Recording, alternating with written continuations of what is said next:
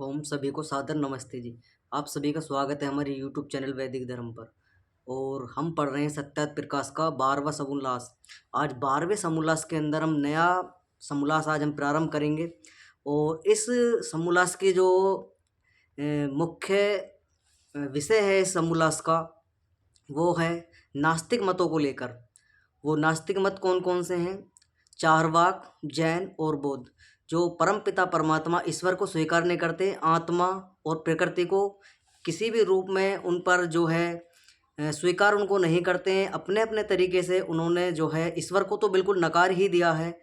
और आज हम विस्तार से इस पूरे के पूरे विषय के जो चारवाक मत है उसको समझेंगे। इसकी भूमिका के अंदर क्या किस प्रकार से ऋषि दंड ने जो मत हुए हैं नास्तिक मतों का, किस प्रकार से इनका जो अपने सत्यत प्रकाश के 12वें समोल्लास के अंदर लिखा। उससे पूर्व हम पढ़ रहे थे सत्यत प्रकाश का 11वां समोल्लास। 11वें समोल्लास के अंदर ऋषि दंड ने जितने भी भारत के अंदर मत मतांतर पनपे उनके विषय में संक्षिप्त से लिखा। और विषय हमने पूरा का पूरा वो सत्यत प्रकाश का 11वां समोल्लास पढ़ा। और ऋषि दंड ने जो जैन और बौद्ध और चारवाक मत है इनको एक अलग समोल्लास में, इनको जो है एक अलग समोल्लास में इनकी व्याख्या लिखी, क्योंकि इनका जो मत है ये नास्तिक मत है। और जो मतांतर जो इनसे अलग थे वो ईश्वर को स्वीकार करते थे, लेकिन ईश्वर को स्वीकार करने का जो उनका मकसद था वो मूर्ति पूजा के लिए था। वो मूर्तियों में ही ईश्वर को मानते थे कि जो मूर्तियाँ आदि हैं, पाषाण आदि हैं, उनके अंदर ही ईश्वर है। वो ईश्वर को तो मानते थे, लेकिन इनके तरह जो जैन, बौद्ध और चारवाक मत वाले हैं इनकी तरह उन्होंने नकारा नहीं परमपिता परमात्मा ईश्वर को। तो ऋषि दंड ने जो है इनको अलग, इनके लिए एक अलग अलग से समोल्लास लिखा। और इनके विषय में ऋषि दंड ने बड़े विस्तार से समझाया किस प्रकार से इन्होंने क्यों ईश्वर को नकारना प्रारंभ करा। क्योंकि शुरुआत तो सारे के सारे इन नास्तिक मतों के पौराणिकों से हुई है। पौराणिकों की गलतियों के कारण ही ऋषि दंड ने स्पष्ट लिखा है।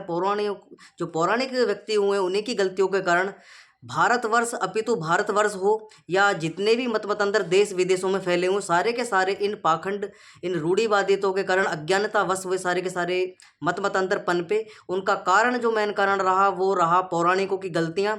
कुछ पौराणिकों के द्वारा ऐसी ऐसी गलतियाँ कर दी गई थी जिनके कारण लोगों का जो विश्वास था ईश्वर से वो हट गया। और वेद आदि सत्य शास्त्र जो विद्वानों के द्वारा उनका प्रचार प्रसार होता था वो भी कहीं ना कहीं रुक गया।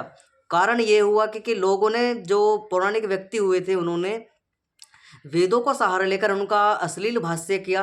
और उनका भाष्य इस प्रकार गलत भाष्य उनका कर कर, ठीक प्रकार से उनका अर्थ ना जानकर जो है वेदों का गलत गलत भाष्य उन्होंने कर दिया। और उनके अंदर कहानी गपोड़े इस प्रकार का उन्होंने वृत्तांत अपनी आजीविका आदि चलाने के लिए जो कुछ श्लोक ऐसे प्रक्षिप्त, उनमें श्लोक मिलावट उन्होंने कर दी, श्लोक ऐसे तरीके के उन्होंने छाप दिए जिसके कारण लोगों को जो वो स्वीकार नहीं हुए, उसी के कारण लोगों को उन्होंने ठगना प्रारंभ कर दिया।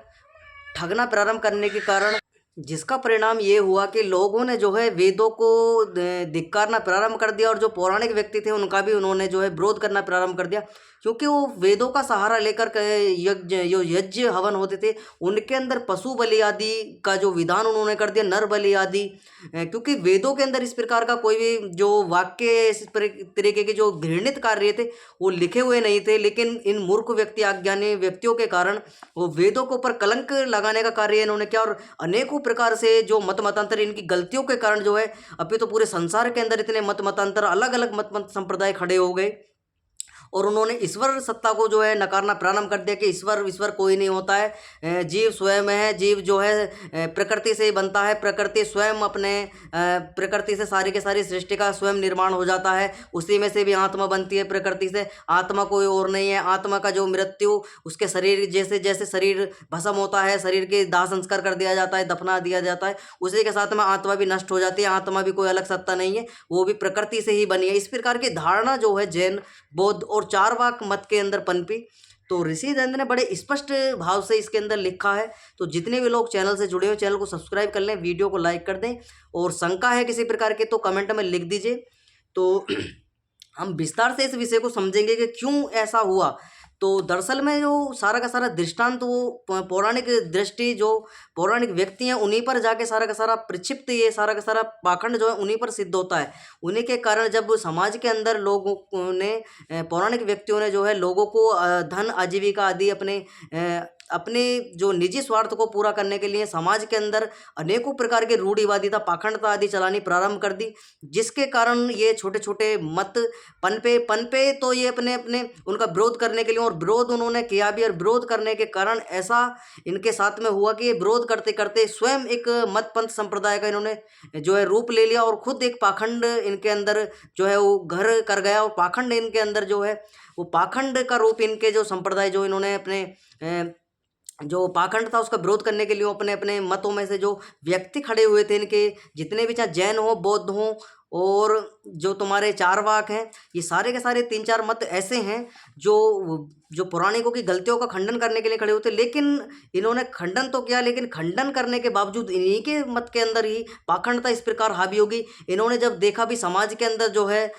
हमारी जो महत्वता अधिक बढ़ती जा रही है, लोग हमसे जो है हमारी बातों को मान रहे हैं, तो इन्होंने अपना एक इस प्रकार से जो इनके अनुयायी हो, जो जैन धर्म को मानने वाले महावीर शंकर हों, और चाहे ऋषभ देव आदि हों, और बौद्धों के जैसे गौतम बुद्ध हुए हैं, ऐसी इसी प्रकार से चारवाक मत के जो बृहस्पति यानी जिनको शुक्राचार्य के नाम से भी जाना जाता है, उस व्यक्ति ने भी इनका खंडन करना प्रारंभ किया। और शुक्राचार्य ऐसे ही प्रेरित होकर एक चारवाक नाम का व्यक्ति हुआ। उसके विषय में हमने सत्यात प्रकाश के 11वें समोल्लास में पढ़ा था कि चारवाक मत किस कारण पनपा। दरअसल में चारवाक जो मत था उसके एक राजा का नाम था चारवाक, और गोरखपुर की घटनाएं, चारवाक नाम का एक राजा था गोरखपुर के अंदर, उसने जो है पोपों से यानी जो पौराणिक व्यक्ति थे उनसे यज्ञ हवन उसके द्वारा करवाया जाता है, और यज्ञ हवन करवाने के द्वारा कुछ ऐसी शर्तें पौराणिक व्यक्तियों के द्वारा रख दी जाती हैं उसके राजा के समक्ष कि भाई इस अमुक अमुक हमें फलाना फलाना अपनी इस प्रकार की विधियां होंगी, और घोड़े आदि के साथ में स्त्री का समागम आदि करवाना पड़ेगा। तो उस राजा ने अभी तो पश्चात तो पहले तो मना किया, लेकिन वो पौराणिक जो मूर्ख व्यक्ति थे वो अड़ गए अपनी बात पर, अगर जब तक ये क्रिया नहीं होगी तो पूजा और जो यज्ञ है वो किस प्रकार संपन्न नहीं होगा, ये पूरा का पूरा तुमको करवाना पड़ेगा। उसकी रानी ने मना किया, और वो पीतू वो पाखंडी धूर्त लोग उससे जिद करके हट कर बैठ गए।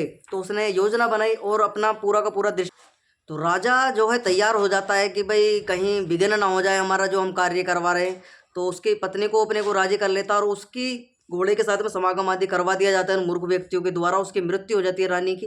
तो वैरागी राजा जो हो जाता है, वो चारवाक जो राजा था वो बैरागी हो जाता है। इनका पाखंडियों का जो है खंडन करने के लिए वो निकल पड़ता है इनका मूर्खों का। और वो चारवाक जो शुक्राचार्य यानी बृहस्पति नाम के व्यक्ति हुए उनसे उनके संपर्क में आता है, क्योंकि वो भी पाखंडियों का इनका वो खंडन करते थे। इस प्रकार से इनकी मूर्खता का उन्होंने खंडन किया।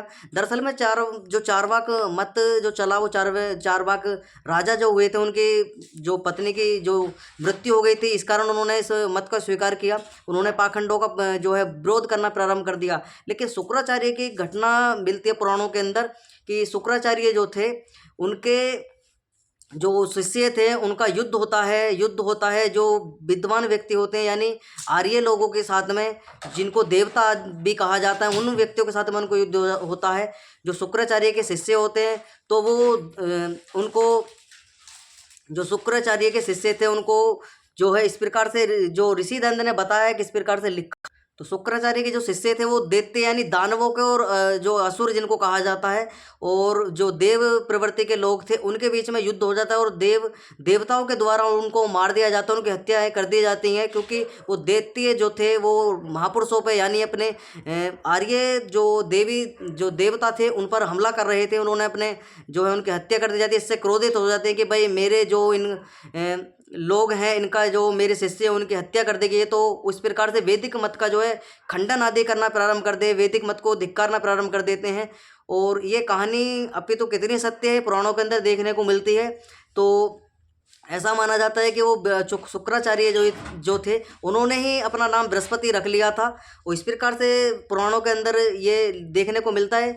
तो ऋषि दंड ने लिखा है कोई बृहस्पति नाम का व्यक्ति हुआ था, उसी के संपर्क में जो ये चारवाक राजा था वो उसके संपर्क में आया। उनके बाद में इस मत को उसने चलाना प्रारंभ कर दिया, और चारवाक के नाम से ये मत चलना प्रारंभ हुआ। और ये चारवाक मत जो है मानता है कि ईश्वर कोई नहीं होता है, और प्रकृति से ही आत्मा की उत्पत्ति, जैसे जैसे शरीर बनता है उसी के कारण शरीर बनने के साथ साथ में आत्मा भी शरीर के साथ में ही बनती है। तो ये शरीर और आत्मा को एक मानता है चारवाक मत जो है। और ऋषि दयानंद जो लिखा है। और ऐसे ही जो जैन लोग हैं और बौद्ध हैं वो भी इसी प्रकार मानते हैं कि जीव कुछ नहीं होता, वो भी शरीर के साथ में उत्पन्न होता है, शरीर के साथ में मर जाता है, और खाओ पियो मजे करो, इससे अलग कुछ नहीं है, ईश्वर ईश्वर कोई नहीं है। इन्होंने जो ईश्वर सत्ता को मानना जो है स्वीकार नहीं किया, उन्होंने जो खंडन करना प्रारंभ कर दिया। तो ऋषि दनंदन के विषय में लिखा है कोई चारवाक, जो चारवाक व्यक्ति यानी जिस राजा ने पूरा का पूरा विवरण अपना चलाया चारवाक मत। आज हम विस्तार से समझेंगे चारवाक जो कौन था। और बृहस्पति ऋषि, जो बृहस्पति नाम का जो व्यक्ति हुआ है, वेद ईश्वर यज्ञ उत्तर कर्मों के भी इन्होंने जो उत्तम कर्म थे, वेद आदि यज्ञ आदि जो उत्तम कर्मों का भी इन्होंने नहीं मानते। बृहस्पति जो था वो इनका भी खंडन करता था, क्योंकि खंडन उसको इस प्रकार से करना पड़ा, उन्होंने जो पाखंड देखा था पौराणिक व्यक्तियों के कारण। पौराणिकों ने जो यज्ञों के अंदर बलि प्रथा, हवन के अंदर पशु बलि, नर बलि और अनेकों प्रकार के जो दुराचार व्यवचार समागम के आदि की स्थिति उन्होंने बना दी थी वेदों का सहारा लेकर, क्योंकि वेदों के अंदर इस प्रकार का परिचित ऐसा झूठा इतिहास बिल्कुल उनके अंदर ऐसे श्लोक नहीं लिखे हुए हैं जो इन्होंने बताया। तो ऋषि दंड ने उनका जो है खंडन करना प्रारंभ करा। तो जो बृहस्पति व्यक्ति था, जो बृहस्पति नाम का, उसने जो इनका खंडन इस प्रकार से ही करना प्रारंभ किया, क्योंकि उसने भी देखा था कि पौराणिक व्यक्ति जो हैं यज्ञ के नाम पर, हवन के नाम पर जो है अनेकों प्रकार से दुराचार व्यवहार जो है लोगों को मूर्ख बनाने का कार्य कर रहे। उसने इनका बीड़ा उठाया कि भाई इनका पाखंड का जो है खंडन करना चाहिए। एक तो यह सत्य बात उनकी यह है कि भाई जो व्यक्ति हुए हैं बृहस्पति, उन्होंने अच्छी इनका जो है खंडन करना चाहिए था। ऋषि दंड ने भी इनका खंडन इसीलिए किया है कि पौराणिक को के ही कारण ही ये सारे के सारे मत पंथ संप्रदाय बन पे, ईसाई बने, जैन बने, बौद्ध बने, मुसलमान आदि, ये सारे के सारे नास्तिक मत जब बनने प्रारंभ हुए, क्योंकि वेद विद्या के शिक्षा का प्रचार प्रसार जो है भारतवर्ष अभी तो संसार के अंदर ही रुकना प्रारंभ हो गया था। और जब वेदों के प्रचार प्रसार के ऋषि महर्षि नहीं रहे तो लोगों ने जैसा चाहा अपना अपना मत चलाना प्रारंभ कर दिया। और उसका कारण ये हुआ कि पूरे संसार के अंदर इतने सैकड़ों हजारों जो है मत पंथ संप्रदाय बनने प्रारंभ हो गए। और इन मतपंथ संप्रदायों के अंदर एक विवाद देखने को मिलता है, ये सारे के सारे एक दूसरे से विरुद्ध चलते हैं, एक दूसरे के विपरीत चलते हैं। एक ये मानते तो सारे के सारे कहते हैं कि भाई हम ईश्वर को ही मानते हैं, हम जीव को ही मानते हैं, प्रकृति को मानते हैं, लेकिन इनमें आपस में ही इस प्रकार विरोध है। कोई अल्लाह को मानता है, अल्लाह वाला ईसाइयों का विरोध करता है, ईसाई वाला अल्लाह वाले इनका विरोध करता है। इसी प्रकार जैन वाले जो है बौद्धों का विरोध करते हैं, बौद्ध वाले जैनों का विरोध करते हैं, और बौद्ध और जैन वाले जो है पौराणिकों का विरोध करते हैं, पौराणिक वाले इन सबका विरोध करते हैं। इसी प्रकार इनमें जो है आपस में ही इनका सारे के सारे इनका मत एक नहीं है, और सारे के सारे इनने अपने अपने तरीके से लोगों को मूर्ख बनाना प्रारंभ कर दिया।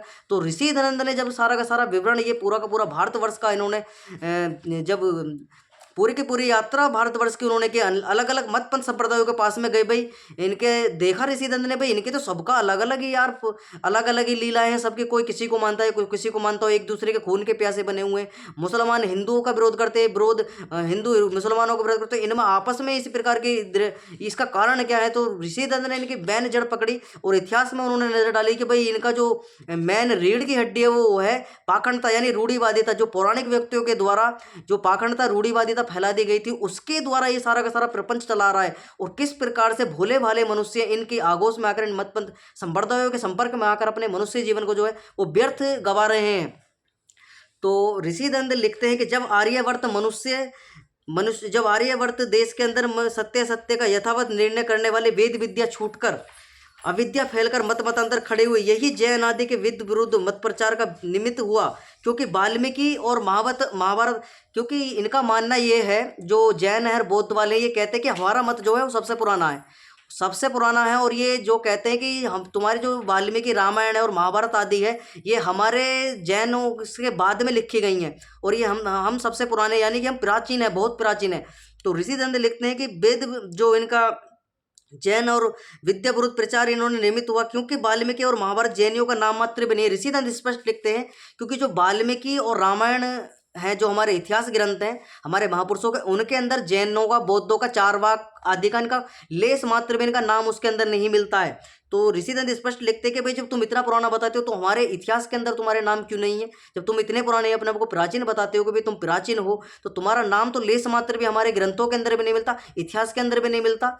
अभी तो तुम्हारे लगभग 3000 3,500 वर्ष के आसपास ही तुम्हारा इतिहास मिलता है, और उसमें भी तुम्हारे तीर्थंकर आदियों का है, जो तुम्हारे अनुयायी हैं उन्हीं का ही तुम्हारा सारा लेखा जोखा उनके अंदर है। उसके तुम्हारे अभी तो जो तुम्हारे ग्रंथ हैं उनके अंदर हमारे जो महाभारत के पात्र हैं और श्री राम का, श्री कृष्ण आदि के तुम्हारे ग्रंथों के अंदर नाम है, अभी तो तुम्हारे तीर्थंकरों के 24 तीर्थंकर जो जैनियों के हुए, चारवाक के हों, गौतम बुद्ध आदि का नाम हमारे जो ऐतिहासिक ग्रंथ है रामायण के अंदर भी नहीं है, ना महाभारत के अंदर है। तो ऋषिदंत स्पष्ट इनका खंडन करते हैं भाई, तो जो तुम अपने आप को इतना पुराना बताते हो, तुम्हारा मत लेस मात्र भी जो है, हाँ, जो तुम्हारा तुम जो बताते हो हमारा मत इतना पुराना है, हमारे ग्रंथों के अंदर तुम्हारा लेस मात्र भी नाम तुम्हारे ग्रंथों का भी नहीं है, ग्रंथों को तो छोड़ो तुम्हारा भी नहीं है उसके अंदर।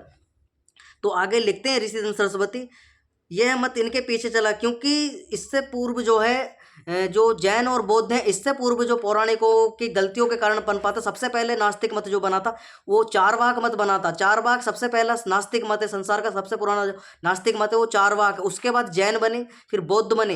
ये 3 ऐसे मत हैं जो ईश्वर को स्वीकार ही नहीं करते किसी भी रूप में। वो कहते हैं कि ईश्वर नाम की कोई सत्ता नहीं होती, खाओ पियो यथा यवत जीवम सुखम जीवम ऋणम कृतम घृतम पीवम, इस प्रकार के श्लोक इनके द्वारा बनाए गए कि जब तक जियो सुख में जियो, चाहे कर्जा लेकर घी क्यों ना पीना पड़े। इस प्रकार के श्लोक इन मूर्खों के द्वारा जो है, मूर्ख ही इनको कहा जाना चाहिए क्योंकि जो ईश्वर को स्वीकार नहीं करता। अब इनसे ये पूछना चाहिए, कहते हैं कि स्वयं शरीर का निर्माण होता है, कोई ईश्वर नहीं होता है, स्वयं जो है अपना आप प्रकृति के द्वारा, उसमें से जीवात्मा प्रकृति से बनती है, स्वयं शरीर का निर्माण होता है, उसी के द्वारा उस शरीर में से ही, उस शरीर के निर्माण के कारण ही जब शरीर बनना शुरू हो जाता है जब ही आत्मा बनती है, और शरीर जब नष्ट हो जाता है, शरीर को जला दिया जाता है, भस्म कर दिया जाता है, तभी आत्मा भी खत्म हो जाती है और आत्मा का कोई अस्तित्व इस संसार के अंदर नहीं है। आत्मा नाम के कोई कुछ जो है, आत्मा नाम की कोई सत्ता ही नहीं है, ऐसी परमपिता परमात्मा नाम की कोई सत्ता नहीं है। ये जितने भी पदार्थ तुम संसार के अंदर देख रहे हो स्वयं बनते हैं और स्वयं बिगड़ते हैं, उनका कोई इनको बनाने वाला नहीं। इस प्रकार का दृष्टांत इन जैनों के, बौद्धों के और नास्तिक जो चारवाक मत है इनके द्वारा दिया जाता है। तो ऋषिदंत ने बताया कि किस प्रकार से कि कोई कहे कि जैनियों के ग्रंथों में कथाओं को लेकर वाल्मीकि आदि ग्रंथ बने होंगे, तो उनसे पूछना चाहिए। ऋषिदंत स्पष्ट इनसे इतिहास का जो ये अपना आपको लोगों में इस प्रकार के कुछ चैनल भी इसी प्रकार के यूट्यूब पर बने हुए हैं और निरंतर सनातन वैदिक परंपरा का जो विरोध करने में लगे हुए हैं और डिबेट करते हैं। ऐसे कुछ अज्ञानी व्यक्ति को पकड़ते हैं, उनसे डिबेट करते हैं, लाख कई घंटे 4-4 5-5 घंटे उनकी डिबेट चलती है। उनको एक कोई पॉइंट पकड़ के बैठ जाते हैं, श्री राम ने जो है शंभुक ऋषि का वध कर दिया था और शूद्रों पे अत्याचार कर दिया था। इस प्रकार के वो बताते हैं कि भाई बौद्ध धर्म ने जो है इस प्रकार का जो देखा कि भाई बौद्ध इनके ग्रंथों के अंदर तो इस प्रकार है, बौद्ध मत जब खड़ा हुआ और उन्होंने तो बौद्धों ने जो है पाखंड का विरोध ही कहा है। तो इनसे ये पूछना चाहिए इस प्रकार के जो इन्होंने दृष्टांत जो बनाए अपने अपने, क्योंकि इन बौद्धों ने और जैनों ने जो है हमारे सत्य शास्त्र जो है वो नहीं पढ़े। इन्होंने जो पढ़े हैं वो मिलावटी जो पौराणिक लोगों के द्वारा, जो कुछ ऐसे वामपंथी लोगों के द्वारा इतिहास छाप दिया गया था उन्हीं को इन्होंने पढ़ा। इन्होंने गलत जो रामायण है उसको पढ़ लिया, जिसके अंदर रामचरित्र मानस के अंदर कुछ इस प्रकार के इन्होंने दिखा रखा है कि भाई सीता जी का जो है एक जो धोबी था उसके कहने पर अपनी पत्नी का त्याग कर दिया था। इस प्रकार के अपनी जो पत्नी का त्याग कर दिया था, गर्भवती थी, उनको त्याग श्री राम के द्वारा कर दिया। इस तरीके का वाल्मीकि रामायण, जो शुद्ध वाल्मीकि रामायण महर्षि वाल्मीकि के द्वारा लिखी हुई है, उसके अंदर बिल्कुल भी इस तरीके का प्रक्षिप्त, इस तरीके की घटनाएं भी नहीं है बिल्कुल भी। ना तो उसके अंदर शंभुक कोई व्यक्ति, जो शंभुक नाम का व्यक्ति था, उसका वध की भी कोई घटना नहीं है उसके अंदर, और ना ही सीता का कोई परित्याग, ना अग्नि परीक्षा जो इन्होंने लिखी है कि अग्नि परीक्षा उन्होंने ली थी इस प्रकार से, और सीता का त्याग उन्होंने कर दिया था कि भाई तू तेरा चरित्र हरण कर दिया गया रावण के द्वारा, अपनी पत्नी जो है अपनी इस प्रकार की अग्नि परीक्षा तुझे देनी पड़ेगी, जब जाकर तो शुद्ध मानूंगा। तो इस प्रकार का रामायण के अंदर, वाल्मीकि रामायण के अंदर बिल्कुल भी नहीं। हमने वाल्मीकि रामायण पढ़ी है और जल्द ही मैं वाल्मीकि रामायण भी से अपने चैनल पर शुरू करूंगा, क्योंकि वाल्मीकि रामायण को लेकर सबसे ज्यादा भ्रांतियां संसार के अंदर बनी हुई है और सबसे ज्यादा जो प्रक्षिप्त लगाया जाता है वो वाल्मीकि रामायण के अंदर श्री राम जी के ऊपर लगाया जाता है, सीता जी के ऊपर लगाया जाता है, हनुमान जी के ऊपर लगाया जाता है, और ऐसे महाभारत के अंदर श्री कृष्णचंद्र जी पे महाराज पर लालछन लगाए जाते हैं। अनेकों स्त्रियां रखते थे, 16,108 रानियां रखते थे। इसी प्रकार का सहारा जैनियों को, बौद्धों के द्वारा, मुसलमानों के द्वारा जो है लोगों पर ऐसे मनगढ़ंत ऐसे सवाल उनसे पूछे जाते हैं लोगों से जिनके उनको ठीक प्रकार से जानकारी नहीं है। इनका सहारा लेकर जो है मतांतरण, उनका धर्मांतरण जैनियों के द्वारा, बौद्धों के द्वारा और ईसाइयों के, मुसलमानों के द्वारा कर दिया जाता है कि तुम्हारा जो भगवान था, तुम्हारा कृष्ण तो खुद इतनी इतनी पत्नियां रखता था। इसी का सहारा वो लेते हैं मुसलमान लोग। वो कहते हैं हमने 4 रख ली तो कौन सी गलती हमने कर दी, हमने तो 4 ही रखे, तुम्हारा कृष्ण तो 16,108 रखता था। ऐसे तुम्हारा कृष्ण जो है वो लोगों को, दलितों के ऊपर अत्याचार करता था, उनके ऊपर व्यभिचार आदि करता था। इसी प्रकार का इनका सहारा लेते हैं। गलत इतिहास पढ़ा दिया गया है लोगों को, धूर्तता, मूर्खता के कारण इन वामपंथियों के द्वारा। उसी का परिणाम स्वरूप ऋषि दंत को लिखना पड़ा, क्योंकि अगर हम अपने सत्य शास्त्रों का इस प्रकार से हम प्रचार प्रसार नहीं होगा तो हमारा जो भारतवर्ष का हमारा अभी तो आर्य लोगों का जो इतिहास है उसको कितना कलंकित करने का इन जैनों ने, बौद्धों ने, नास्तिक मत वाले चारवाक वाले और मुसलमानों ने और ईसाइयों ने किस प्रकार से अपना षड्यंत्र कर करके लोगों को जो है अपने मत और मतांतरों में खींच रहे हैं। अभी तो इस प्रकार से तो सारा का सारा संसार नास्तिक हो जाएगा जो इनके संपर्क में आ गया। इनका खंडन करना बहुत ही अनिवार्य है। ऋषि दंत ने बीड़ा उठा लिया कि इनका खंडन करना चाहिए। इनके ग्रंथ जो जैनी लोग हैं, ऋषि दंत स्पष्ट लिखते हैं, जो जैनी और बौद्ध लोग हैं, तो जैन और बौद्ध जो लोग हैं इनकी एक बहुत बड़ी कमी इनके अंदर, इनके अंदर जो इनके ग्रंथ हैं, ऋषि दंत लिखते हैं कि इनके जो ग्रंथ हैं, इनकी पुस्तक जो है, ये अपने पुस्तक जो है किसी को देखने के लिए, पढ़ने के लिए भी नहीं देते हैं। जो जैन लोग, जैन और बौद्ध मत को मानने वाले लोग हैं, इनमें एक बहुत बड़ी विडंबना है। अगर इनका धर्म इतना, इनका मत इतना सच्चा ही है तो क्यों अपने मत का जो प्रचार है, अपने धर्म जो इनके धार्मिक ग्रंथ इन्होंने बना रखे, उनको क्यों लोगों तक नहीं पहुंचाते, उनको पढ़ने ही नहीं देते किसी को भी। तो ऋषि दंत स्पष्ट लिखते हैं कि भाई जब तुम्हारा मत इतना ही अच्छा है, तुम्हारे जैनों का, बौद्धों का तुम्हारा मत इतना अच्छा है, तुम मानते हो कि हम सबसे प्राचीन है, तो तुम अपने इतिहास, जो तुमने अपने ऐतिहासिक ग्रंथ है, तुम्हारे धार्मिक ग्रंथ जो हैं, उनको तुम अभी तो संसार को क्यों पढ़ने नहीं देते, लोगों को जो तुम्हारे अन्याय है उनको क्यों नहीं देते पढ़ने के लिए। तो ये मना कर देते हैं लोगों को, उनसे बताते नहीं है, अपने बस उनको उपदेश आदि देते रहते हैं, बस उपदेशों में उनको उलझा के रखते हैं कि भाई जीव ऐसे जी जो है, खाओ पियो, ऋणम कीर्तम घृतम पेवम, यावम जीवम सुखम जीवम, इस प्रकार के जो है, सुख से जो जब तक जियो, शरीर को खुश रखो, इस प्रकार के जो श्लोक है इनके द्वारा बस उनका ही रटा रटन करवाते रहते हैं। अभी तो अपने जो इनके बनाए हुए जो ग्रंथ हैं उनको पढ़ते नहीं है, ना उनको जो है पढ़ाते, उनको जो है पढ़ने लिखने के लिए जो है अन्यायों को अपने, और जो जैन और बौद्धों पे जो आस्तिक आस्था लाने वाले व्यक्ति उनको भी ये जो है पढ़ने के लिए नहीं देते हैं।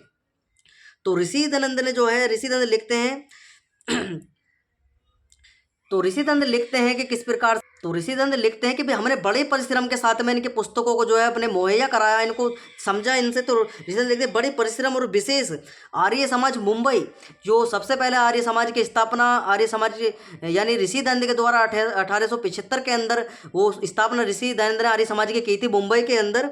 और मुंबई आर्य समाज के मंत्री सेठ सेवक लाल कृष्ण दास के पुरुषार्थ से ग्रंथ प्राप्त हुए।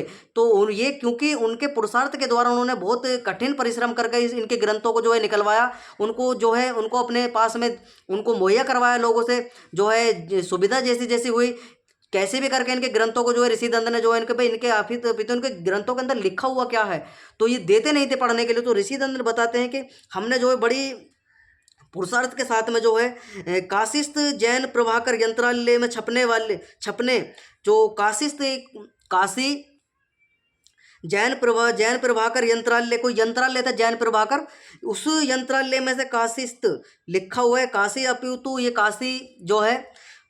तो इस यंत्रालय में छपने वाले मुंबई में प्रकरण रत्नाकर ग्रंथ में छपने से भी सब लोगों को जैनियों का मत देखना सहज हुआ। तो इनके कुछ ग्रंथ हैं, प्रकरण रत्नाकर नाम का कोई ग्रंथ है इनका जैनियों का, उसके अंदर ऋषि दंत ने उसको पढ़ा तो अनेकों गलतियां उसके अंदर इनको मिली कि भाई किस प्रकार से लोगों को मूर्ख बनाते हैं, लोगों को बेवकूफ़ बनाने का कार्य करते हैं। और जो इनके अंदर इतनी गलतियां हैं, इसी कारण से जो है लोग अगर ये अपनी पुस्तकों को पढ़ने को लोगों को देंगे तो अभी तो कोई भी इनके मत को स्वीकार नहीं करेगा, इनका खंडन करना प्रारंभ कर देगी जनता जो है। इसी कारण जो है अपने जो इन्होंने जो है लोगों को अपने जो इनके ग्रंथ हैं उनको पढ़ने के लिए नहीं देते हैं। तो ऋषि दंत बताते हैं कि काशिस्थ जैन प्रभाकर यंत्रालय में छपने और मुंबई में प्राण रत्नाकर ग्रंथ जो है प्रकरण रत्नाकर नाम का ग्रंथ है। और काशिस्थ में एक जैन प्रभाकर यंत्रालय है, जो काशी है उसमें जैन प्रभाकर नाम का काशी के अंदर यंत्रालय था, उसके अंदर से कुछ किताबें जो है ऋषि दंत ने इनके इतिहास की वो निकलवाई।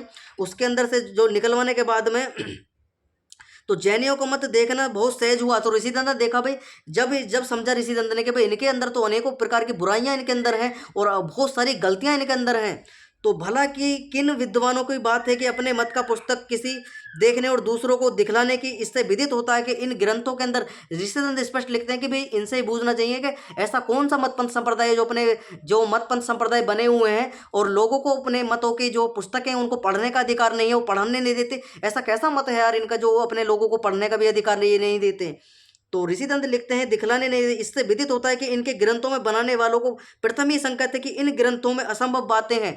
तो ऋषि दंत स्पष्ट लिखते हैं इनको पहले ही पता थे कि हमारे ग्रंथों के अंदर त्रुटियां हैं और जो दूसरे मत वाले देखेंगे तो खंडन करेंगे। ऋषिदंत स्पष्ट लिखते हैं, अगर दूसरे मत वालों को ये पुस्तकें, चाहे जैन, चाहे हिंदू हों, वैदिक परंपरा को मानने वाले आर्य हों, या ईसाई हों, मुसलमान हों, अगर ये इनको पढ़ेंगे तो ये इनका खंडन अपितु करना प्रारंभ कर देंगे। पौराणिक व्यक्ति भी इनका खंडन करेंगे तो करेंगे। हमारे मत वाले दूसरे का ग्रंथ देखेंगे तो इस मत में श्रद्धा न रहेगी। तो ये स्पष्ट कहते हैं कि भाई अगर हमारे मत वाले भी इस ग्रंथ को देख लेंगे तो उनकी भी जैन मत और बौद्ध मत से जो उनकी आस्था जो है समाप्त हो जाएगी। उनका जैन मत में कोई भी रुचि उनकी नहीं रहेगी, और जो अन्य मत हैं उनमें उनकी श्रद्धा हो जाएगी, अन्य मत वाले वो हो जाएंगे। तो स्पष्ट ऋषिदंत लिखते हैं, क्योंकि ये सारा का सारा जो ऋषिदंत ने सत्य प्रकाश से लिखा है प्रमाणों के आधार पर लिखा गया है। ये कोई उठागिरी की पुस्तक नहीं है कि कोई ऐसे ही लिख दी गई। ऋषिदंत के बड़ा पुरुषार्थ इस पुस्तक के लिखने के लिए, और ऋषिदंत के जो है ऋषिदंत ने किया, ऋषिदंत के अन्वय उन्होंने किया कि किस प्रकार से इस पाखंडता को, जो अभी तो संसार के अंदर जो पाखंडता फैली हुई है, इसका कैसे समूल इसका नाश इसका किया जाए, और वैदिक मत का प्रचार प्रसार, सत्य वैदिक धर्म का प्रचार प्रसार किया जाए संसार के अंदर। जब तक संसार के अंदर वेद आदि सत्य शास्त्रों का प्रचार प्रसार नहीं होगा, वैदिक परंपरा को मानने वाले लोग संसार के अंदर नहीं होंगे, अपितु मनुष्य की जो है उन्नति नहीं हो सकती है। अभी तो संसार के, समाज के, राष्ट्र की उन्नति नहीं हो सकती है अगर इन्हीं मत पंथ संप्रदायों के चक्कर में जो मनुष्य फंसा रहेगा। तो अपने मनुष्य जीवन को जो है ऐसे व्यर्थ कर देगा जैसे एक पशु पक्षी जो भोग योनियों में, वो अपने जीवन को खाने पीने में व्यर्थ, उनका जो उनको भोग योनियां मिली हुई है जीव जंतुओं को, वो खाते पीते उसमें ही मस्त रहते हैं। इसी प्रकार का स्वभाव मनुष्य का भी हो जाएगा, वो खाने पीने, बच्चा पैदा आदि करने में उसकी प्रवृत्ति हो जाएगी। वो अपने मनुष्य जीवन को ना समझने के जानवर की प्रवृत्ति उनके अंदर जो है प्रकट हो जाएगी इनके समाजों के अंदर पनपने से। तो ऋषिदंत ने जो है पूरा पूरा संभवतः प्रयास कर अपने उनके अन्यायों ने बहुत समर्थन कठिन जो उनका किया ऋषिदंत का, और बहुत पुरुषार्थ करने के बाद में ऋषिदंत ने सत्यार्थ प्रकाश ग्रंथ को लिखा, जिससे आज हम आपको भी पढ़ा रहे हैं कि किस प्रकार से जो है संप्रदायों के द्वारा लोगों को भ्रमित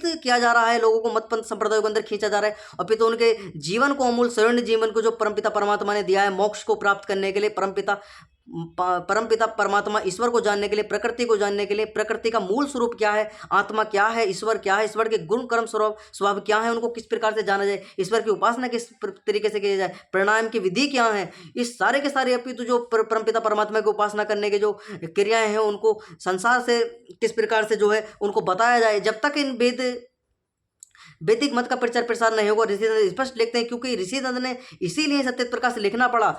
और जितने भी लोग सनातन संस्कृति यानी वैदिक परंपरा को पढ़ना, सीखना, चाहते हैं, पढ़ना चाहते हैं, समझना चाहते हैं, इतिहास को अपने को जानना चाहते हैं, तो उसको सबसे पहले अपने सत्यार्थ प्रकाश जो आर्य समाज के द्वारा, ऋषिदंत के द्वारा लिखा हुआ सत्यार्थ प्रकाश है, उसको पढ़ना बहुत ही अनिवार्य है। जब तक वो इन्हें नहीं पढ़ेगा, जब तक मतपंथ संप्रदायों के विषय में नहीं समझेगा, तो उसको संसार के अंदर जितने भी मतपंथ संप्रदाय पनपे हुए उनके ठीक प्रकार से जानकारी नहीं होगी, और वो गलत इतिहास पढ़ने के कारण उनके मतपंथ संप्रदायों में जो है दीक्षित होने की एक संभावना बन जाती है व्यक्ति की। इसलिए सबसे पहले पढ़ना जो अनिवार्य है वो सत्यार्थ प्रकाश अनिवार्य है। ऋषिदंत ने स्पष्ट किया था कि संगठन से जो भी व्यक्ति आर्य समाज संगठन से जुड़ेगा उसको सत्यार्थ प्रकाश पढ़ना बहुत ही अनिवार्य है। जब तक वो सत्यार्थ प्रकाश को नहीं पढ़ेगा तो उसको आर्ष और जो ग्रंथ है उनके अंदर ठीक ठीक जो आर्ष ग्रंथ है उनके अंदर और जो अनार्ष ग्रंथ है उनके अंदर जो है एक सत्य असत्य का वो भाव भेदभाव जो है, सत्य असत्य ग्रंथ कौन से हैं, असत्य ग्रंथ कौन से हैं, उनका ठीक प्रकार से जो है वो जो ठीक प्रकार से जो विचार वो नहीं कर सकता, उनका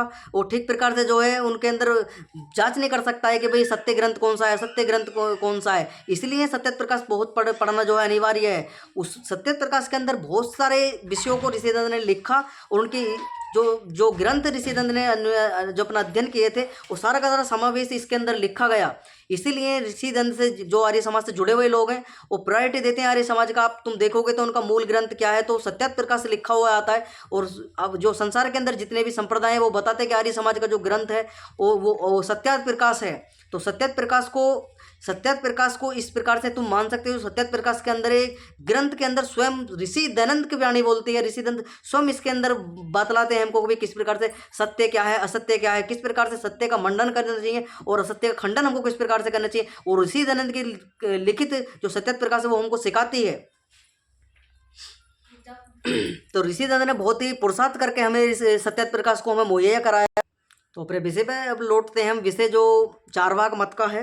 चारवाक ने जो है स्पष्ट लिखा है कि ये कहते हैं कि कोई भी मनुष्य जो है प्राणी मृत्यु के अगोचर नहीं है, यानी कि मृत्यु से भय किसी को नहीं होना चाहिए, मृत्यु से कोई भी अगोचर नहीं है व्यक्ति, अर्थात सबको मरना है। इसलिए जब तक शरीर में जीव रहे तब तक सुख से रहें। तो ये कहते हैं चार्वाक मत को मानने वाले व्यक्ति, मृत्यु एक दिन सबकी होनी है, सब व्यक्ति मृत्यु के अगोचर नहीं है, मृत्यु से कोई भी बच सकता नहीं है, सबको मरना है एक दिन। तो जब तक जियो सुख से जियो। जो कोई कहे कि धर्माचरण से कष्ट होता है, जो धर्म को छोड़े तो पुनर्जन्म में बड़ा दुख पावे, और उसको चार्वाक उत्तर देता है कि अब अरे भाई, भोले भाई, जो मरे के पश्चात शरीर भस्म हो जाता है, जिसने खाया पिया पुनः संसार में ना आवेगा। तो चार्वाक कहता है कि भाई, जिस शरीर जिसने खाया पिया, जिसने कर्जा लिया, शौक मौज पूरे किए, शरीर की सारी सामग्री जिसके लिए एकत्रित की, उस शरीर का भस्म हो गया, तो भैया कौन किसका पुनर्जन्म होगा और कौन यहाँ जो है कर्जा आदि चुकाना आएगा। तो ये सब व्यर्थ की बातें हैं। शरीर भस्म हो गया, जिससे खाया पिया संसार में कौन आवेगा। इसलिए जैसा हो सके वैसे आनंद में रहो, लोगों में नीति से चलो, ऐश्वर्य को बढ़ाओ और उससे इच्छित भोग करो, यही लोग समझो, परलोक कुछ नहीं होता। तो ये स्पष्ट करता है जो चार्वाक मत है कि परलोक वरलोक कोई नहीं होता, यही संसार है। और जब तक जियो सुख से जियो, ऐश्वर्य के स्वामी बनो, और अपने शरीर को जितना हो सके ज़्यादा से ज़्यादा सुख उसको दो। जितनी भी आवश्यकता शरीर की है, जो धन की हो, कीर्ति की हो, यश की हो, वैभव की हो, स्त्री की आवश्यकता हो, सब जितनी भी A to Z सुविधाएं शरीर को चाहिए, वो सारी की शरीर को मुहैया कराओ, इसको खुश रखो, इसी में ही तुम्हारा सबका भला है, सभी तो संसार का भला है। अगर तुम इसी प्रकार परलोक आदि के चक्कर में पड़े रहोगे तो कुछ नहीं होने वाला, परलोक वरलोक कुछ नहीं होता है। जब मर गए तो कोई किसी को देखने नहीं आता है, किसी का जन्म नहीं होता है। जैसे जैसे शरीर बनता है वैसे वैसे शरीर नष्ट हो जाता है, आत्मा भी मर जाती है, आत्मा का भी जो है मृत्यु साथ के साथ होती है। देखो अब ये कहते हैं शरीर किस तरीके से बनता है, ये कहते हैं देखो, पृथ्वी जल अग्नि वायु, इन 4 महाभूतों से, 4 भूतों के परिणाम से ये शरीर बना। अब शरीर बनने की प्रक्रिया देखो, इनके चार्वाक मत वाले कहते हैं अग्नि, जल, वायु, पृथ्वी। आकाश शब्द इन्होंने नहीं लिया है इसके अंदर, क्योंकि 5 वैदिक जो है, वैदिक वेदों के अंदर जो प्रकृति से शरीर बनने की क्रिया है, वो अग्नि, जल, वायु, पृथ्वी और आकाश, 5 तत्वों से शरीर मिलकर बना है। अपितु लेकिन जो चार्वाक मत है वो एक तत्व को नहीं मान रहा इसके अंदर, वो उसने जो आकाश तत्व उसको छोड़ दिया है। वो कहता है कि इन 4 तत्वों के परिणाम से ये शरीर बना है, इसी के संयोग से चैतन्य उत्पन्न हुआ है। चैतन्य यानी आत्मा उत्पन्न हुआ है। जैसे मादक द्रव्य खाने पीने से मद नशा उत्पन्न होता है, इसी प्रकार जीव शरीर के साथ उत्पन्न होकर शरीर के साथ आप ही नष्ट हो जाता है, फिर किसको पाप पुण्य फल होगा। तो ये चार्वाक मतवल कहते हैं जैसे मद पीने के बाद में नशा उत्पन्न होता है। अब ये पता नहीं कहाँ का कि बेफजूल के इन्होंने तर्क इन्होंने चार्वाक मत वालों ने दिए हैं कि मद पीने से जैसे नशा उत्पन्न हो जाता है, इसी प्रकार शरीर उत्पन्न होने के साथ साथ ही आत्मा भी उत्पन्न होती है, और आत्मा इसी प्रकार से नष्ट हो जाती है जैसे जैसे शरीर नष्ट हो जाता है, जल जाता है, जब मृत्यु जैसे हो जाती है शरीर की, इसी प्रकार से जो है शरीर भी नष्ट हो जाता है, उसके साथ में आत्मा भी नष्ट हो जाती है। तो ऋषि दंड लिखते हैं, इनका एक इन्होंने इस शरीर में 4 भूतों के संयोग से जीवात्मा उत्पन्न होकर उन्हीं के वियोग के साथ ही नष्ट हो जाता है, क्योंकि मरे पीछे कोई भी जीव प्रत्यक्ष नहीं होता। हम एक एक प्रत्यक्ष ही को मानते हैं, क्योंकि प्रत्यक्ष के बिना अनुमान आदि होते ही नहीं, इसलिए मुख्य प्रत्यक्ष के सामने अनुमान आदि गौण होने से उस ग्रहण नहीं होते।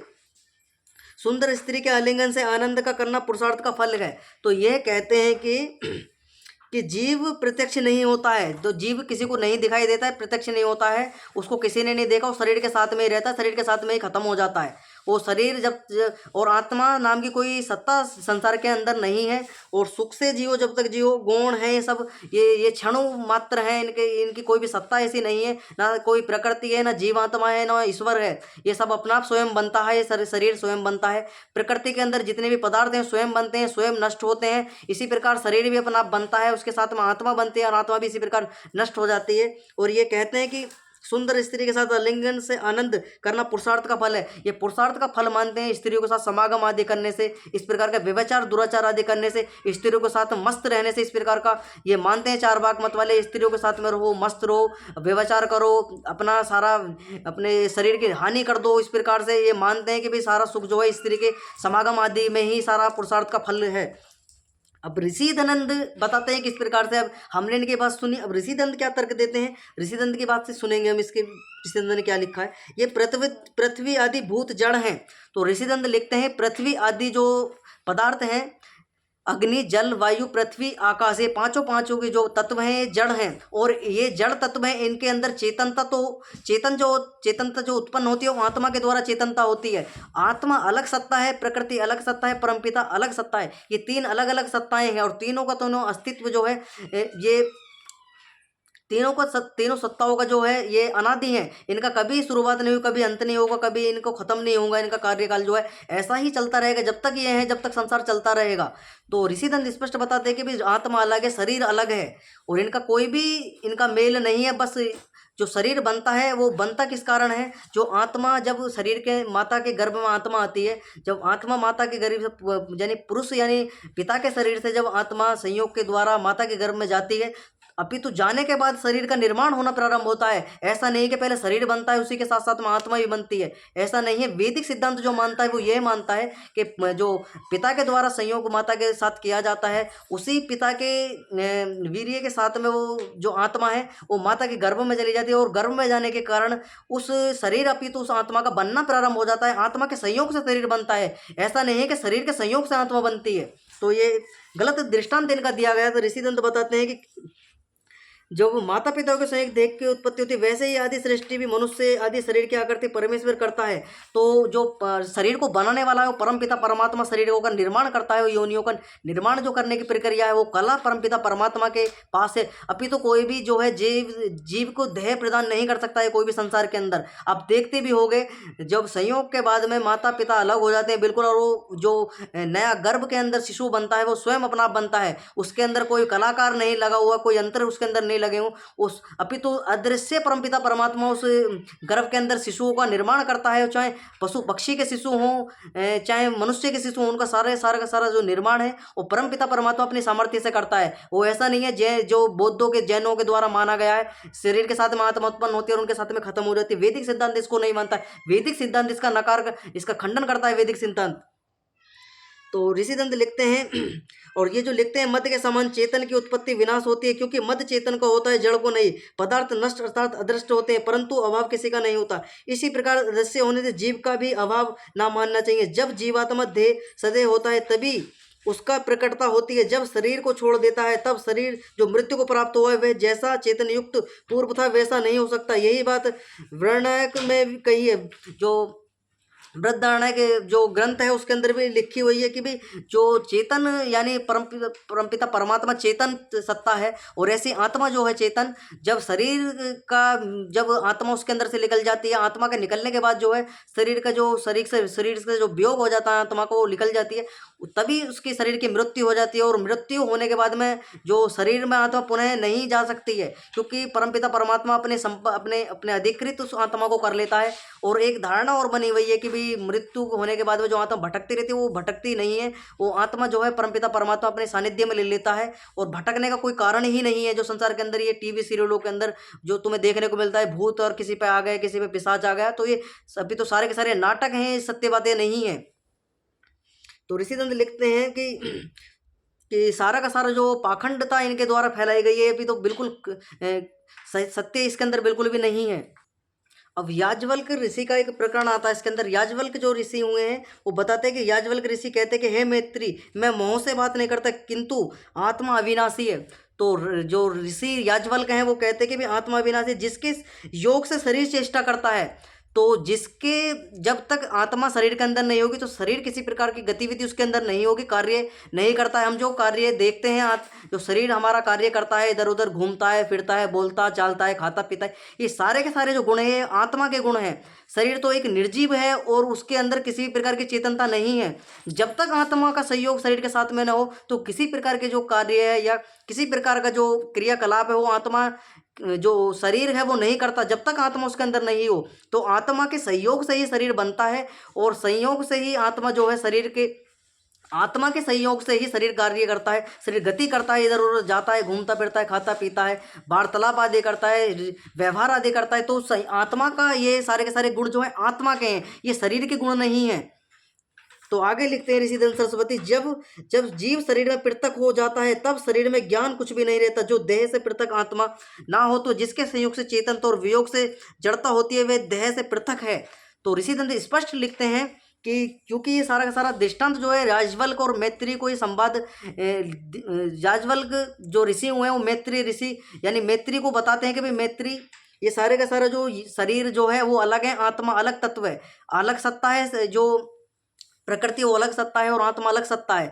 और आत्मा सत्ता आत्मा तत्व के कारण ही शरीर उत्पन्न होता है संयोग से, और इसी के संयोग इसके बिछड़ने से जो वियोग होता है आत्मा अलग हो जाती है, प्रकृति अलग हो जाती है, और प्रकृति अलग होने के कारण आत्मा का वियोग होने के कारण शरीर से ये सारे के सारे जो हैं दोबारा से इसके अंदर कोई भी चेतनता नहीं देखने को मिलेगी, क्योंकि ये सारे के सारे जो गुण तुम देखते हो शरीर के अंदर ये सारे के सारे आत्मा के गुण हैं, जो कार्य करती है, बोलता है, चालता है, फिरता है इधर उधर, ये सारे के सारे आत्मा के गुण हैं। आत्मा ही सारे के सारे कार्य शरीर के अंदर करती है, शरीर अपनी तो ये क्रिया नहीं करता है। तो ऋषिचंद्र लिखते हैं जैसे आंख सबको देखती है परंतु अपने आप को नहीं देख सकती, तो ऋषिचंद्र लिखते हैं कि जैसे आंख संसार को देखती है परंतु अपने आप को नहीं देखती, अपने अपने हम आंख अपने आप को स्वयं को नहीं देख सकती, आंखों के पीछे क्या है, आंख क्या है। इस प्रकार से आंख दूसरे के शरीर को देख सकती है, अभी तो संसार को देख सकती है परंतु अपने आप को नहीं देखती। प्रत्यक्ष करना वाला अपने आप को इंद्रिय प्रत्यक्ष नहीं कर सकता, जैसे अपनी आंख से सब घटपट आदि पदार्थ देखता है वैसे आंख को अपने ज्ञान से देखता है। जो दृष्टा है वह दृष्टा ही रहता है, दृश्य कभी नहीं होता। तो ऋषिदत्त स्पष्ट लिखते हैं जो दृष्टा है यानी देखने वाला है वो कभी भी दृश्य नहीं हो सकता है, वो दृश्य नहीं हो सकता है। वो आंखों के विषय में ऋषिदत्त बताते हैं कि भाई जो आंख है वो भी तो संसार को देखती हैं, अपने आप को नहीं देखती, यानी दृश्य जो देख रहा है, जो दृष्टा है वो स्वयं को नहीं देख पाता, वो अभी तो संसार की जो वस्तुएं उनको देखता है। तो ऋषिचंद्र लिखते हैं बिना आधार के आद्य के कारण के बिना कार्य नहीं हो सकता, इसी प्रकार आधार के बिना जो आद्य के बिना आधार नहीं है किसी का, और इसी कार्य के बिना जो कारण के बिना कार्य नहीं होता, अवयव के बिना अवयवी के बिना अवयव नहीं हो सकता, और कर्ता के बिना कर्म नहीं हो सकता। जब कोई कर्ता ही कार्य को करने वाला ना हो तो कर्म किस प्रकार हो। इसी प्रकार परमपिता परमात्मा बताते जब तक इस संसार को बनाने वाला कोई ना हो तो ये संसार अपना आप नहीं बन सकता है। अब एक उदाहरण इसमें मैं दे देता हूँ आपको। आपने देखा होगा कि माता जो बहनें घर में होती हैं वो आटा मांडती हैं, और आटा मांडने के बाद जो उसको रख देती हैं, जब तक वो आटे की रोटी ना बनाए तो कैसे पृथक रोटी बन जाएगी। इसी प्रकार जो है जब तक माताओं के द्वारा उस आटे को गूंथ कर उसकी रोटियां अपने हाथों के द्वारा बनाई नहीं जाती हैं, उनको जो बेला नहीं जाता तब तक वो रोटी बनकर तैयार नहीं होती। इसी प्रकार परमपिता परमात्मा जो सृष्टि का निर्माण करता है, निर्माण करने के जब निर्माण करता है तो एक जो मूल तत्व है यानी मूल प्रकृति है उसका सहारा परमपिता परमात्मा लेता है। उस मूल प्रकृति का सहारा लेके सारा का सारा संसार बनाता है। अपितु संसार के अंदर जितने भी पदार्थ हैं, सूर्य, चंद्रमा, नक्षत्र, तारे, ग्रहमंडल, अपितु जितने भी मनुष्य योनियां हो, चाहे जीव जंतु, पशु पक्षी आदि हो, इन सभी का निर्माण परमपिता परमात्मा इन आत्माओं के सुख के लिए करता है। इनके कर्म फल सिद्धांत लागू कर देता है, और कर्म फल के सिद्धांत के कारण ये सब जो संपूर्ण संसार है वो चल रहा है। अगर क्योंकि जितने भी मनुष्य संसार के अंदर और जितना भी कार्य ये होता है संसार के अंदर, इस मनुष्य के कार्य करने के कारण ही संसार निरंतर चल रहा है, और इन निरंतर कार्य करने के कारण इनका जो फल है वो परमपिता परमात्मा देता है। इन फलों के देने के कारण ये संसार चलता है। तो ऋषिदंत स्पष्ट बताते हैं कि बिगर कारण के जो है कार्य कभी नहीं हो सकता, और जो कारण क्या है वो परमपिता परमात्मा इसका कारण है संसार का, वो इसको बनाता है। और कार्य जो करती वो प्रकृति कार्य है इसका कर रही है, प्रकृति के अंदर कार्य होता है, प्रकृति का सारा परमपिता परमात्मा रहता है और संयोग करवाता है परमपिता परमात्मा। प्रकृति के द्वारा जो योनियां बहुत सारी बनाई गई हैं उनके अंदर जीवात्मा को भेजा जाता है। उनके कर्मों के आधार पर जैसे जैसे कर्म आत्मा के द्वारा किए जाते हैं, किसी ने अच्छे कर्म करे तो उसको मनुष्य शरीर के अंदर भेज देता है परमपिता परमात्मा, और किसी ने ज्यादा गलत कार्य कर लिया उसको वृक्ष आदि, पेड़ पौधे आदि, पशु आदि हो गए उन्हीं के अंदर भेज दिया जाता है। तो ये कर्म फल के आधार पर ये संसार चला हुआ है, और इसकी कोई पता नहीं है, किसी को कुछ पता नहीं है कि भी संसार कब चला। हम अभी तो ये पता लगा सकते हैं भी ये सृष्टि कितनी पुरानी है और कितनी अभी चलेगी। वर्तमान सृष्टि का हम प्रत्यक्ष कर सकते हैं, इससे पुरानी सृष्टि और कैसे बने, क्या हुआ, उसका हम प्रत्यक्ष नहीं कर सकते हैं, क्योंकि पता नहीं कब से ये, जब से, क्योंकि जो तर्क के आधार पर ऋषियों ने सिद्ध किया है वो ये सिद्ध किया है कि भाई इस संसार का जो बनने का कारण है वो मेन कारण है मनुष्य यानी जीवात्मा के कर्म। जब जीवात्मा कर्म करता रहेगा, जब तक कर्म करने बंद नहीं करेगा इस तो संसार चलता ही रहेगा। जब तक कर्म करेगा, और कर्म करेगा तो फल परमपिता परमात्मा को देना ही पड़ेगा, और फल देगा तो संसार उसको बनाना पड़ेगा। इसलिए संसार का निर्माण परमपिता परमात्मा करता है। इनके कहने चार वाग मत को और जैन आदि बौद्धों के कहने से इनके उल्टे सीधे तर्क इन्होंने दिए गए, उससे कुछ भी सिद्ध नहीं होता है। लोगों को मूर्ख बनाने का जो कार्य ये लोग करते हैं। और ये इन्होंने ऋषि दंड ने स्पष्ट लिखा, जो दुख संयोग से त्याग करते हैं वे मूर्ख हैं। जैसे धनार्थी धन्य का ग्रहण और भूस का त्याग करता है, वैसे संसार में बुद्धिमान सुख का ग्रहण और दुख का त्याग करे, क्योंकि इस लोक में लोक के उपस्थित सुख को छोड़ के अनुपस्थित स्वर्ग के सुख की इच्छा कर धूर्त कथित वेदुक्त अग्निहोत्र कर्म उपासना और ज्ञान कांड का अनुष्ठान परलोक के लिए करते हैं, वे अज्ञानी है और परलोक ही नहीं होता उसी की आशा करना मूर्खता है का काम है। तो चारवाक कहता है कि परलोक वरलोक कुछ नहीं होता, दुख संयोग सुख का त्याग करते हैं, जो अपने इस संसार का सुख मिला हुआ है उसका भी त्याग कर देते हैं और उसको ठीक प्रकार से नहीं जीते, परलोक आदि का विषय में सोचते रहते हैं कि परलोक में सुख मिलेगा, परलोक वरलोक कुछ नहीं होता है, यज्ञ हवन आदि करने से कुछ नहीं होता है, वो सबका त्याग करता है। जो चारवाक मत है इनका खंडन करता है। और ऋषि दंड ने किस प्रकार से लिखा है इनके विषय में, क्योंकि चारवाक बताता है कि चारवाक वर्तक बृहस्पति कहता है कि अग्निहोत्र 3 वेद 3 दंड और भस्म का लगाना बुद्धि और पुरुषार्थ रहित पुरुषों ने जीविका बना ली है, किंतु कांटे लगने आदि से उत्पन्न हुए दुख का नाम नरक, लोक सिद्ध राजा परमेश्वर और देह का नाश होना मोक्ष, अन्य कुछ भी नहीं है। तो ये बृहस्पति नाम का जो व्यक्ति है वो कहता है कि अग्निहोत्र और जो 3 वेद 3 दंड हैं, 3 वेद जो है 3 दंड दंड के समान है, भस्म का लगाना बुद्धि और पुरुषार्थ रहित पुरुषों ने जीविका बना ली है। तो वो कहता है कि जो भस्म आदि लगाकर इस प्रकार का माला कंठी आदि डालकर घूमते हैं, अभी तो जीविका चलाने का उनका जो है वो उन्होंने कार्य बना रखे। और वेद भी इनकी जीविका आदि मात्र हैं, वो भी जीव जो वेदों का सहारा पौराणिक लेते हैं, उन्होंने जीवों अपने जीविका चलाने के लिए वो पौराणिक व्यक्तियों ने जो इनका सहारा लिया है। ऐसा कुछ नहीं है, परलोक कुछ नहीं होता है और परमात्मा नरक और स्वर्ग कुछ भी नहीं होता है। जो लोक सिद्ध राजा परमेश्वर देह का नाश होना मोक्ष है। तो ये कहता है नरक क्या है, उत्पन्न हुआ दुख का नाम नरक, लोक सिद्ध राजा परमेश्वर, देह का नाश होना मोक्ष है। तो ये जो मोक्ष मानते हो, जो शरीर है उसका नष्ट होना ही मोक्ष मानते हैं, अभी तो ऐसा नहीं है।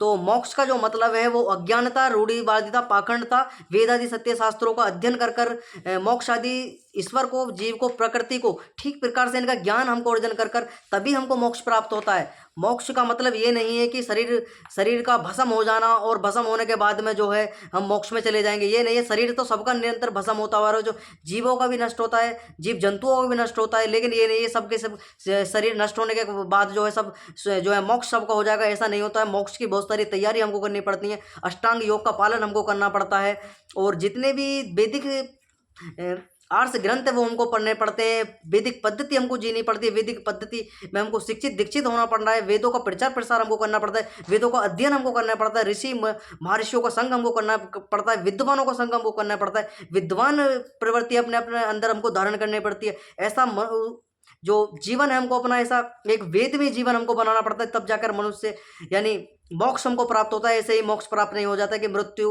होने के बाद ही मोक्ष हो जाता है, हर किसी व्यक्ति की मृत्यु होती है और इसका मतलब तो सबको मोक्ष हो जाएगा। तो ये निर्वता, ये सारी सारी बातें झूठी हैं, कपोल कल्पित घटनाएं। बृहस्पति ऋषि का जो ये मंतव्य वो सही नहीं है, वो दृष्टांत गलत है। अब ऋषि दयानंद किस प्रकार से लिखते हैं, विषय रूपी सुख मात्र को पुरुषार्थ का फल मानकर विषय दोष निवारण मात्र में कृतज्ञता और स्वर्ग मानना मूर्खता है। ऋषि दयानंद लिखते हैं कि भाई जो लोग इस प्रकार से जो कार्य करते हैं कि भाई स्वर्ग के लिए हो, इस प्रकार से जो अपने स्वर्ग मानते हैं, इस प्रकार से जो कार्य करते हैं वो निर्वर्तक हैं, वो निर्बुद्धि कार्य करते हैं। तो ऋषि दयानंद ने बड़े स्पष्ट रूप से क्योंकि जो व्यक्ति हैं, पौराणिक व्यक्ति हैं, वो मानते हैं कि भाई जो विषयों के वो उनका जो सारा का सारा है इंद्रियों की इंद्रियां जो हैं उस शरीर का सुख है, उसी के लिए वो स्वर्ग आदि की प्राप्ति के लिए वो मानते कि भाई हमको जो है सारी की सारी सामग्री विषय आदियों के भोग की सामग्री वो हमको ठीक प्रकार से जो है प्राप्त होंगी। ऋषि दंड लिखते हैं इसके अंदर कि भी अग्निहोत्र यज्ञों से जो वायु वृष्टि जल की शुद्धि द्वारा योग्यता यानी आरोग्यता हमको मिलती है होना, उससे धर्म अर्थ काम मोक्ष की सिद्धि होती है। उसको न जानकर वेद ईश्वर और वेदुक्त धर्म की निंदा करते हैं, धूर्तों का काम है। तो ऋषि दंड स्पष्ट लिखते हैं कि जो हम यज्ञ हवन आदि करते हैं उनसे अपितु जो हमें सुख मिलता है वो पर्यावरण की शुद्धि होती है, वायु की शुद्धि होती है, जल की शुद्धि होती है, अनेकों प्रकार के जो प्रदूषण संसार के अंदर फैल चुका है उसकी शुद्धि हमें किस प्रकार से वायु की शुद्धि यज्ञ आदि हवन आदि के द्वारा होती है। और जो हमारे शरीर के अंदर जो रोग आदि उत्पन्न हो चुके हैं उनकी अभी तो हमको छुटकारा उनसे मिलता है, रोग आदि की निवृत्ति, क्योंकि यज्ञ के अंदर जितनी भी सामग्रियाँ औषधि है वो की आहुति हमको घृत आदि की आहुति हम देते हैं, उनसे जो अच्छी वायु यानी वायु के अंदर जो दुर्गंध यानी व्याधियाँ आदि रोग आदि जीवाणु इस प्रकार के हैं जो शरीर को और जो मनुष्यों को अभी तो पूरे जीव जंतुओं को जो है इस प्रकार के जो है दुख देने वाले ऐसे जीव जंतु पनप चुके हैं, उनकी जो छोटे छोटे जीव हैं जो रोग देने वाले हैं, मनुष्यों के अंदर अनेकों प्रकार के रोग उत्पन्न कर देते हैं, ऐसे जीवों को से जो है छुटकारा हमको मिलता है। और जो वायु की शुद्धि उससे होती है, तो हमारे अंदर जो रोग उत्पन्न हो जाते हैं उनसे रोगों से छुटकारा हमको जो है यज्ञ आदि हवन से मिलता है। यानी डेली प्रतिदिन हमको यज्ञ हवन करना चाहिए। जैसे प्राचीन काल में ऋषि महर्षियों के द्वारा यज्ञ किया जाता था, श्री राम जी करते थे और हनुमान जी करते थे, कृष्ण जी करते थे, सारे के सारे महापुरुष जो हमारे यज्ञ हवन आदि कर देते थे। और लेकिन जो बृहस्पति आदि चारवाक मत का द्वारा, जो पौराणिकों के द्वारा यज्ञ के अंदर हवन के अंदर बलि आदि डाल देना और अनेकों प्रकार के समागम आदि लोगों को मूर्ख बनाना, और इस प्रकार के जो चारवाक मत वाले हैं और इनका विरोध करना के भी यज्ञ हवन का विरोध करना, उनके नाम पर जो है पाखंडता आदि का विरोध करने के नाम पर जो यज्ञ का और हवन का भी विरोध करना प्रारंभ कर देते हैं। और ऋषि दंत कहते हैं कि ये महामूर्खता की बातें हैं, इस प्रकार से नहीं करनी चाहिए। असत्य का तो हमको खंडन करना चाहिए, हमने भी खंडन किया है, बृहस्पति को भी खंडन किया है, वो बात सत्य है। लेकिन इनके आधार को लेकर जो है तुम वेदों का भी खंडन करना प्रारंभ कर दो और यज्ञ आदि हवन आदि उपासना आदि का भी तुम खंडन कर दो, तो ये सर्वथा निरर्थक मूर्खता की बातें, ऐसा नहीं करना चाहिए हमको। तो ऐसा मूर्ख व्यक्तियों को जो एक ऋषि दंत बताते हैं कि मूर्ख व्यक्तियों के काम है इसी प्रकार से जो वेद आदि सत्य शास्त्रों को नहीं पढ़ते, उसी प्रकार के जो है मन गणंत बातें संसार के अंदर चलाते हैं, उस प्रकार लोगों को मूर्ख बनाने का कार्य वो करते हैं। तो आज हमने पढ़ा पूरा का पूरा आज की कक्षा को यहीं विराम करेंगे हम, क्योंकि कल हम जैन और बौद्ध मत के विषय में कक्षा अपनी प्रारंभ करेंगे। आज हमने पूरी की पूरी भूमिका इसके अंदर पढ़ी, चारवाक मत किस प्रकार से बना और क्या क्या इनके चारवाक मत का जो प्रयोजन है वो ईश्वर आदि सत्ता को नहीं मानता और अपने अपने तरीके से यावम जीवम सुखम जीवम ऋणम कीर्तम कीर्तम पेम, इस प्रकार की सामग्री मतलब भोग विलास की सामग्री में उन्होंने सुख मोक्ष आदि माना है। समागम आदि में अपना वो मानते हैं सब कुछ अपना कि जब तक जियो सुख से जियो और चाहे ऋण लेके घी क्यों ना पीना पड़े, इस प्रकार की प्रवृत्ति चारवाक के मत के द्वारा चलाई गई। तो आज की कक्षा को यहीं विराम करेंगे। ओम सम सभी को सादर नमस्ते जी।